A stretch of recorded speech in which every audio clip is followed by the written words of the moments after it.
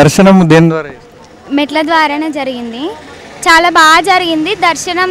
అక్కడ నుండి పైకి స్టెప్స్ ద్వారానే వెళ్ళినాము. దర్శనం దగ్గరకు ఒకటేసారి వెళ్ళగానే చాలా మంది అనిపించారు. మాకు చూడగానే ఎట్లా అనిపించింది అంటే ఇంతమంది ఉన్నారు, దర్శనం అవుతుందా అని ఒక థాట్ వచ్చింది.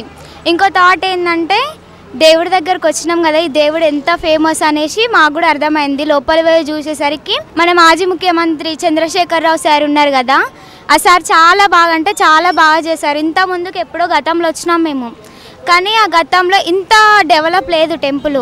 ఇప్పుడు చాలా డెవలప్ అయింది. చంద్రశేఖర్ సార్ గారికి థ్యాంక్ యూ చెప్తున్నాము. అండ్ ఇప్పుడు వచ్చిన సీఎం సార్ రేవంత్ రెడ్డి సార్కి కూడా ఇంకా ఏమైనా ఉంటే ఇంకా ఇట్లాంటివి చాలా డెవలప్ చేయాలి మన తెలంగాణలో కోరుకుంటున్నాము. సో మొత్తానికైతే దర్శనం మంచిగా అయింది. ఇక్కడ అన్ని బాగున్నవి, పూజలు అంతా చాలా బాగుంది.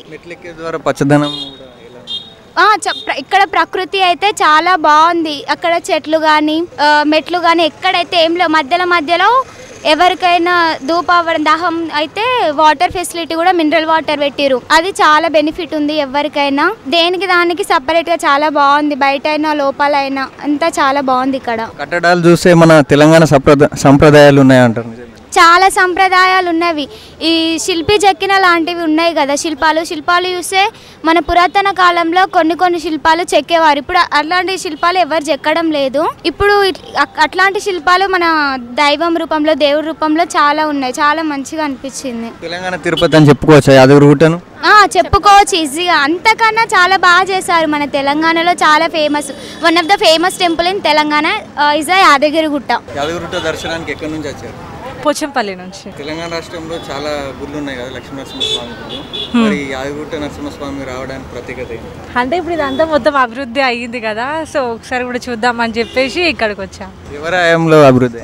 కేసీఆర్ చాలా అభివృద్ధి చేశాడా? అవునవును. అప్పుడున్న దానికి ఇప్పుడు దానికి చాలా డిఫరెన్స్ చూపిస్తుంది కదా మనకు కూడా. చాలా రద్దీ కూడా పెరిగింది. 2 hours పట్టింది మాకు దర్శనానికి. గోపురాలు బాగానే, లోపల మొత్తం సెట్టింగ్స్ కూడా అంతా బాగున్నాయి. లోపల ఏసీ కూడా సెంట్రల్ ఏసీ ఉంది. ఫస్ట్ మనం దర్శనానికి వెళ్ళే రూట్ లో ఏసీ పెట్టారు. స్టార్టింగ్ లోనేమో ఫ్యాన్స్ ఉన్నాయి.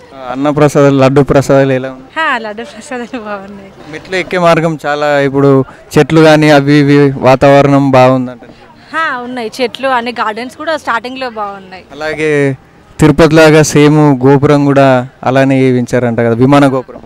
అవునవును, లోపల ఉంది, బాగుంది. అది కూడా లోపల దర్శనం కూడా అయ్యింది, బాగుంది. మేము చిన్నగా ఉన్నప్పటి నుంచి ఇక్కడికి వస్తాం. మేము మా మమ్మీ డాడీ వాళ్ళు చిన్నగా ఉన్నప్పటి నుంచి ఇదొకటి ప్రత్యేకత అప్పటి నుంచి జరిగింది కాబట్టి ప్రత్యేకతనే ఉంది. కానీ ఇక్కడ ఏంటంటే ఇప్పుడు చాలా బాగుంటుండే. అప్పుడు పాత లక్ష్మీస్వామి ఉంటాయి కదా, అప్పుడు గుట్టపైకి వస్తే ఒక మంచిగా ఏర్పడుతుండే ఆలయం దగ్గరికి వచ్చినట్టు. ఇప్పుడు ఇక్కడికి వచ్చినందుకు ఇప్పుడు ఇంత మంచిగానే చేసిండు కేసీఆర్. కానీ కొంచెం ఏదో మార్పులు చెందుతున్నాయి అంతే అనిపిస్తుంది అనుకుంట. అంటే అలా మారుతున్న లోకాన్ని బట్టి మారుతుంది. ఇక అది కూడా మారుతుంది అనుకో. అన్నప్రసాదం ఎక్కడుందో తెలియదు ఇక్కడ సైడు, ఈ గోపురాలు ఎక్కడ సైడ్ ఉన్నాయో తెలియదు. ఇంకా టైం పడుతుంది ఇక్కడికి తెలుసుకోవడానికి. లడ్డూలు కూడా అప్పుడు అంత టేస్ట్ లేదు. లడ్డూలు పులిహోర టేస్ట్ లేదు అప్పుడంతా.